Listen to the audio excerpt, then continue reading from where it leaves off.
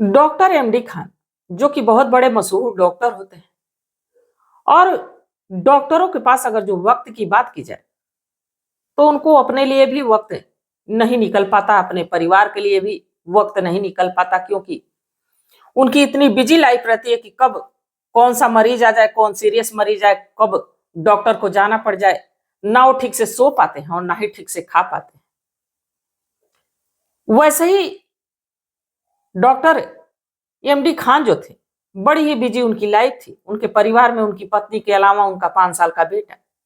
बाकी जब भी वो वक्त मिलता, डॉक्टर साहब उस वक्त को अपने परिवार में यूज करते, अपने परिवार के साथ गुजारते और अक्सर अपने बेटे को घुमाने के लिए कहीं ना कहीं जरूर लेके जाते। वैसे ही डॉक्टर साहब एक दिन, जो कि उनको थोड़ी सी समय मिलती है, अपने बेटे को लेके घुमाने जाते हैं, उसको कुछ खाने की चीजें दिलवाते हैं। इसके बाद अपने बेटे को पार्क में लेके जाते हैं। जैसे ही वो पार्क में लेके जाते हैं, जो उनका 5 साल का बेटा अपने पापा से कहता है कि पापा, दरअसल आप जब घर पे नहीं होते तो घर पे एक अंकल आते हैं और मम्मी के साथ सो जाते हैं। जब ऐसी बात डॉक्टर साहब सुने तो सुनते ही उनके होश उड़ गए। और वो अब इतने तो समझदार थे कि इस बात को समझ चुके थे कि जो 5 साल का बच्चा कह रहा है वो क्या कहना चाहता है और क्या कह रहा है। अब डॉक्टर साहब तो वहां कुछ कहता नहीं है, घर आते हैं। और घर आने के बाद कुछ समय गुजरता है और कुछ समय के बाद एक बड़ी खौफनाक घटना घटती है, जिसमें कि एक व्यक्ति की बड़ी ही बेरहमी से हत्या कर दी जाती है और कई लोग जेल के सलाखों के पीछे चले जाते हैं। तो आखिर ये क्या मामला होता है, तो इसको जानने के लिए, इसको समझने के लिए हमारे साथ वीडियो में अंत तक बने रहिएगा। नमस्कार, मैं सावित्री यादव यस के क्राइम सफर में आप सभी का स्वागत करती हूँ। उम्मीद है यस के क्राइम सफर की सारी फैमिली अच्छी होगी, अपना ख्याल रख रही होगी। आज मैं जिस सच्ची घटना को लेकर आप लोगों के बीच हाजिर हुई, बेहद हैरान कर देने वाली है, बेहद परेशान कर देने वाली है। इंसानियत को, रिश्ते नाते को, सबको शर्मसार कर देने वाली है। मैं बात कर रही हूँ महाराष्ट्र प्रदेश का एक इलाका मुंबई, और इसी मुंबई के रहने वाले डॉक्टर एमडी खान, जो कि अपने इलाके के मशहूर डॉक्टर होते हैं। और इनके पास पेशेंटों की लाइन लगी रहती, क्योंकि इनका जो तजुर्बा रहता है, इनकी जो डिग्री रहती है, और जो इनके मरीज होते हैं, इन पे इतना ट्रस्ट करते, इतना भरोसा करते कि जो भी इलाज करवाता है वो जरूर ठीक होके जाता है। डॉक्टर साहब की एक नाम रहता है, एक पहचान रहती है, एक रसूख रहता है डॉक्टर साहब के परिवार में। डॉक्टर साहब के अलावा उनकी पत्नी साजिया, बेटा, बेटे की उम्र 5 साल, सब कुछ अच्छा चल रहा होता है। डॉक्टर साहब के पास इतना रुपया रहता है कि जो साजिया है वो डॉक्टर साहब से उम्र में लगभग 10 से 15 साल छोटी रहती है। देखने में बेहद हसीन और बेहद खूबसूरत, और जितनी खूबसूरत पत्नी उतना ही क्यूट सा, सुंदर सा उनका बेटा। और इनकी लाइफ को अच्छा रखने के लिए डॉक्टर साहब उनकी सारी सुख सुविधा की चीजें घर में मुहैया करवा रखे थे।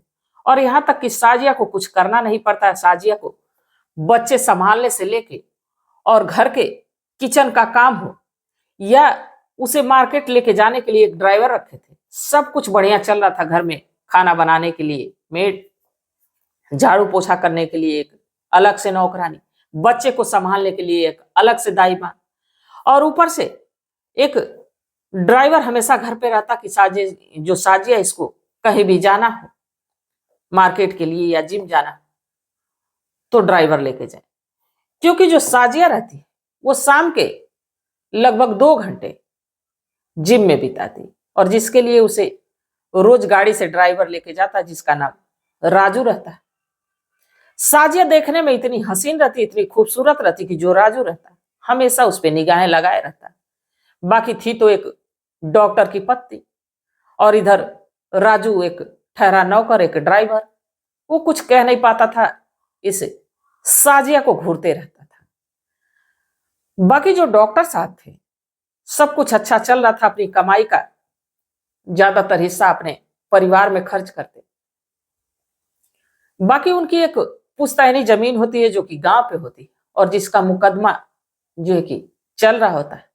और जैसे इसका फैसला आता है, डॉक्टर साहब के पक्ष में आता है। दरअसल उस प्रॉपर्टी की कीमत लगभग 18 करोड़ रुपए, इतने रुपए में प्रॉपर्टी बिकती है जैसे ही फैसला होता है। और जैसे इतने पैसे आते हैं, इस पैसे आने के बाद डॉक्टर साहब की जिंदगी में और ढेर सारी खुशियां आ जाती हैं। कहते हैं कि जब पैसा आता है तो उतनी ही तेज खुशियां भी आती हैं, पर उतना ही तेज दुश्मन भी तैयार हो जाते हैं। क्योंकि आजकल के समय में जितना कोई आपके दुख से दुखी नहीं, उतना आपके सुख से दुखी है। अब धीरे धीरे वक्त गुजरता है और यही डॉक्टर साहब के पास रहने के लिए उनका भतीजा उस्मान आता है, जो कि आगे की पढ़ाई के लिए आता है। डॉक्टर साहब भी उसकी मदद करने की सोचते हैं, क्योंकि पैसे रुपए की कमी थी नहीं, किसी चीज की कमी नहीं। बाकी यहाँ साजिया इस चीज का विरोध करती है कि ये यहाँ नहीं रहेगा। बाकी डॉक्टर साहब समझाते हैं कि देखो, जब हम पढ़ाई करते थे तो इसके माता पिता हमारा बहुत सपोर्ट किए थे। आज उन्हीं की देन है कि मैं डॉक्टर हूं। तो अगर जो उनका बेटा पढ़ना चाहता है तो तुम्हें ऐसा कुछ नहीं करना चाहिए, वो रहेगा। इसके बाद उस्मान भी रहने लगता है। उस्मान देखने में बेहद हैंडसम, बेहद खूबसूरत। अब धीरे धीरे वक्त गुजरता है और जैसे कुछ वक्त गुजरता है, जो साजिया है इसे उस्मान के पास उठते बैठते अब ये उस्मान के चक्कर में पड़ जाती है और उस्मान को भी अपने तरफ खींचने के लिए अलग अलग तरह के अट्रैक्टिव कपड़े पहनती, ऐसे तरीके से रहती कि उस्मान भी अब देखने पे मजबूर हो जाता है। एक दिन अपने ही घर के भीतर साजिया अपने ही जो भतीजे के साथ शारीरिक संबंध बनाती है। और जैसे ही ये सिलसिला शुरू होता है तो लगातार चलते रहता है। अब ना ही डॉक्टर साहब के पास इतनी समय थी कि डॉक्टर साहब इस चीज को देखें, और ना ही जो कि कोई इस पे कुछ कह पा रहा था, क्योंकि उस्मान घर ही में रहता। नौकर चाकर भी ध्यान देते, पर नौकर चाकर आखिर कहते तो कहते किससे, अगर जो डॉक्टर साहब से कहते तो कोई सबूत नहीं था, कोई सुराग नहीं था। उस्मान घर का लड़का था, हो सके नौकरी से हाथ धोना पड़ जाए, इसलिए नौकर भी कुछ नहीं कहते। बाकी जैसे जैसे वक्त गुजरता है, ये जो साजिया है जब जिम जाती है तो जिम जाने के बाद वहां इसकी मुलाकात एक डेनियल नाम के व्यक्ति से होती है, जो कि उसी जिम में रोज आता जाता। डेनियल देखने में बेहद हट्टा कट्टा, बेहद स्मार्ट।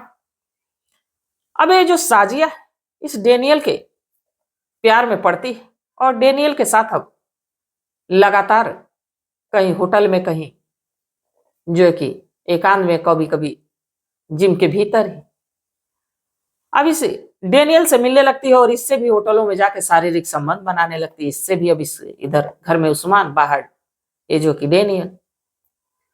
अब धीरे धीरे डेनियल को भी घर बुलाने लगती है और डेनियल जब घर आता, कि जब उस्मान पढ़ने गया रहता, बाकी घर में और लोग रहते, नौकर चाकर थे, उसके अलावा 5 साल का बेटा। अब इस डेनियल को आते जाते बेटा देखते रहता, रोज देखता। धीरे धीरे वक्त गुजरता है।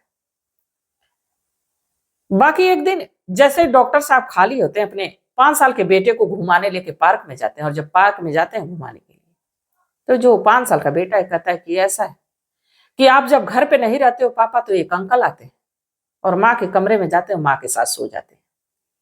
अब डॉक्टर साहब को समझने में देर नहीं लगती कि आखिर ये मामला क्या। अब जब अपने बेटे को घुमा के लेके आते हैं, तो जब साजिया पे उनकी नजर जाती है, तो शायद अब वो विश्वास नहीं रह गया था, वो रिश्ता नहीं रह गया था। फिर भी डॉक्टर साहब के पास ना ही कोई सबूत था, ना ही कोई सुराग था।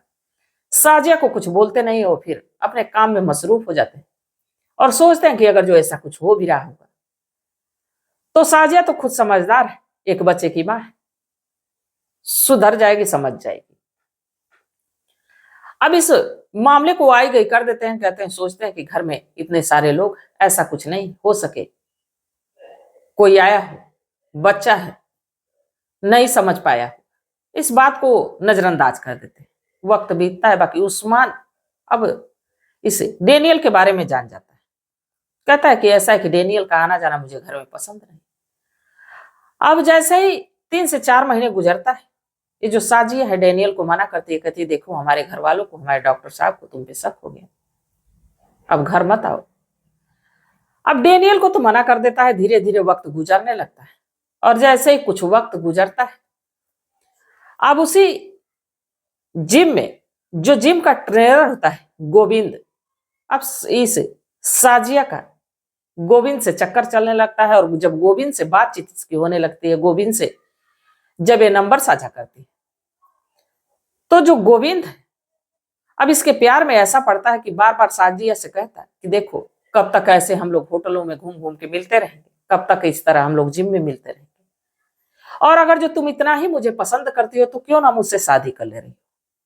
तब साजिया बताती है कि देखो, माना कि तुम्हारे पास मेरे के देने के लिए वक्त है, प्यार है, पर जो लग्जरी लाइफ में इस डॉक्टर के साथ जी रही वो तुम कभी दे नहीं पाओगे। इतना रुपए तुम्हारे पास कहां से आएंगे।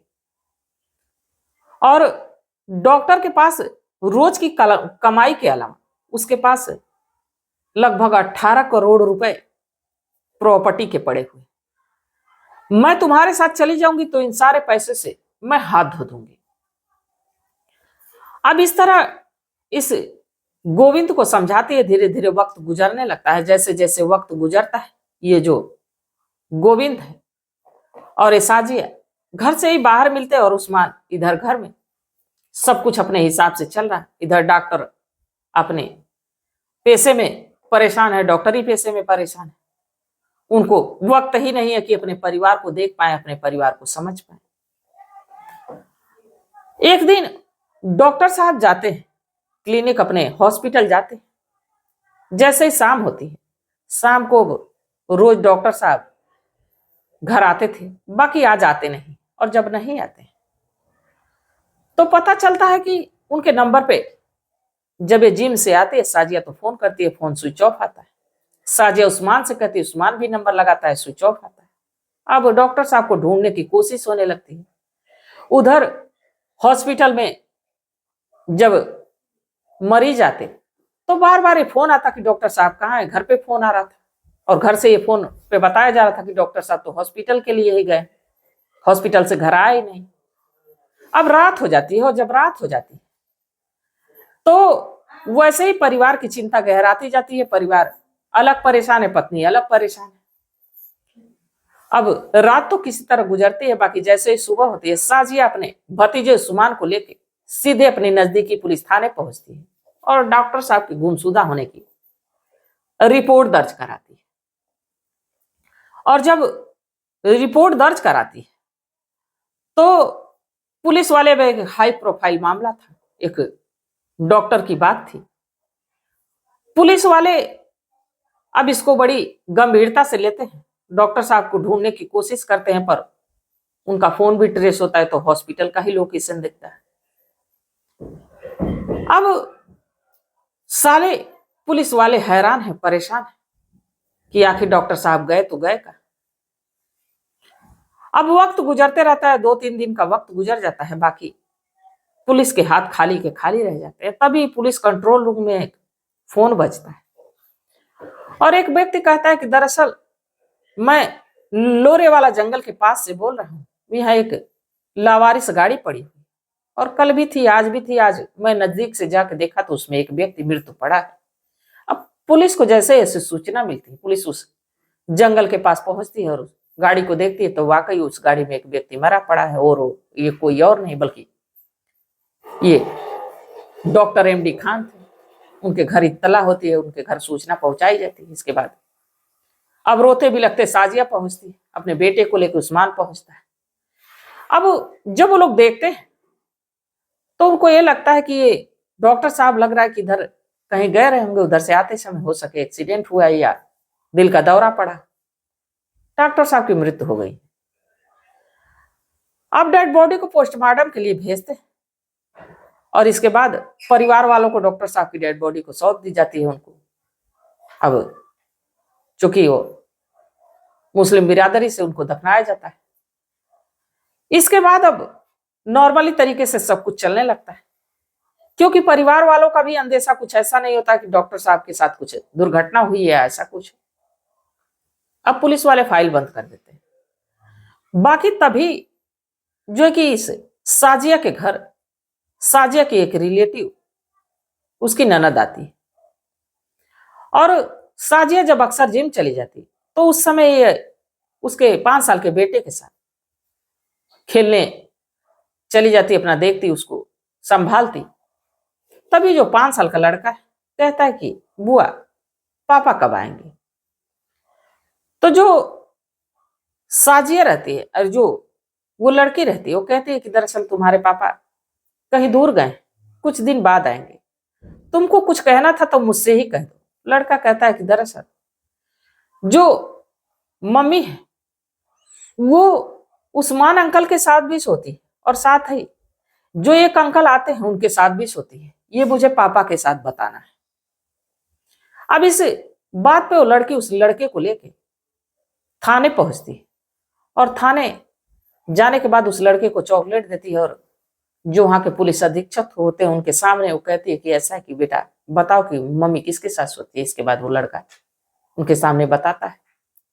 अब यहां से पुलिस थोड़ी सी हैरान होती है कि जरूर डॉक्टर साहब के साथ बहुत बड़ी साजिश हुई है, बहुत बड़ी चाल हुई। इसके बाद उनकी कॉल डिटेल निकाली जाती है और जब कॉल डिटेल निकाली जाती है तो एक नंबर उनके कॉल डिटेल में आता है जो कि लास्ट बार उस पर बात हुई रहती है, जिसका नाम गोविंद रहता है, वही जिम ट्रेनर।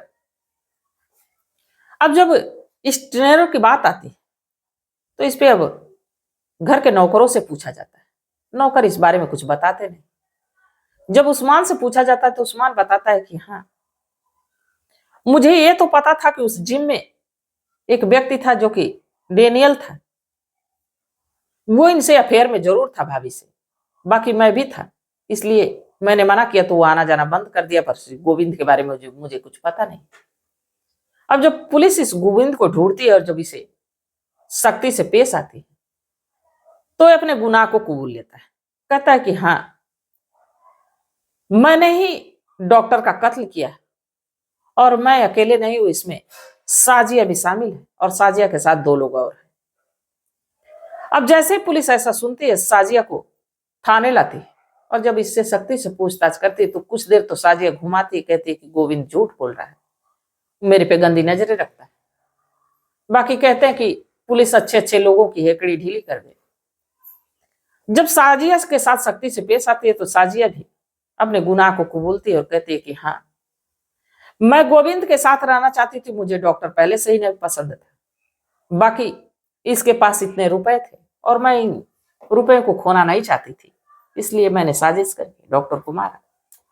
और चूंकि मैं उसकी पत्नी थी तो उसके मरने के बाद सारी प्रॉपर्टी, सारा रुपया पैसा मेरा ही था, इसलिए मैंने ऐसा किया।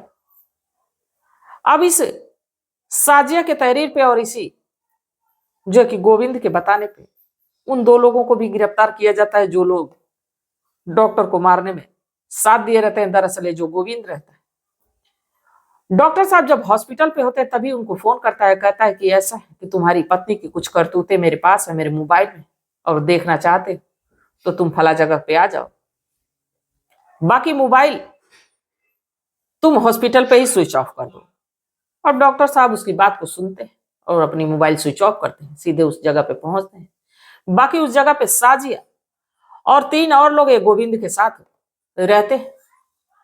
अब वहां पे डॉक्टर साहब कुछ कर नहीं पाते, डॉक्टर साहब का गला दबा के और इस तरीके से दबाते हैं कि उनकी मौत हो जाती है और मारने के बाद उस गाड़ी में आराम से बैठाते हैं और वहां से अपने चले आते हैं। अब उनको यही लगता है कि अब हम कभी पकड़े नहीं जाएंगे, पर कहते हैं कि गुनाह चाहे छोटा हो या बड़ा, एक ना एक दिन सामने जरूर आ जाता है, जैसे कि इन लोगों के सामने आए। तो इस घटना पे आप लोग क्या कहना चाहते हैं? आप लोग क्या सलाह है, आप लोगों की क्या राय है, कमेंट सेक्शन में जरूर दीजिएगा। और जहां तक पैसे रुपए की बात हुई, डॉक्टर के जीते जी या डॉक्टर के मरने के बाद सारा पैसा तो साजिया और साजिया के बेटे का ही था, पर साजिया ने अपने हवस के आगे, अपने हवस के चलते कई लोगों को एक तो अपने फंदे में फंसाया और दूसरा डॉक्टर को हमेशा के लिए इस दुनिया से अलविदा कर दिया। तो ये तमाम बातें हैं, इस पे आप लोगों की जो भी सलाह होगी, जो भी राय होगी, कमेंट सेक्शन में जरूर बताइएगा कि इस साजिया को कौन सी सजा मिलनी चाहिए। है तो औरत, बाकी गुनाह औरत या मर्द को देख के नहीं होता है, फैसले औरत या मर्द को देख के नहीं होते, बल्कि सबके लिए कानून बराबर है। तो इसको कौन सी सजा मिलनी चाहिए, कौन सा इस पे जो कि ऐसे इल्जाम का कौन सी बड़ी से बड़ी सजा मिलनी चाहिए, तो आप लोग जरूर अपनी सलाह बताइएगा। आप लोगों की सलाह का, आप लोगों के मशवरे का हमें बेसब्री से इंतजार रहेगा। तब तक आप लोग अपना ख्याल रखिए, अपने परिवार का ख्याल रखिए, बाल बच्चों का ख्याल रखिए। मिलते हैं कल एक नई वीडियो के साथ, तब तक के लिए जय हिंद, जय भारत।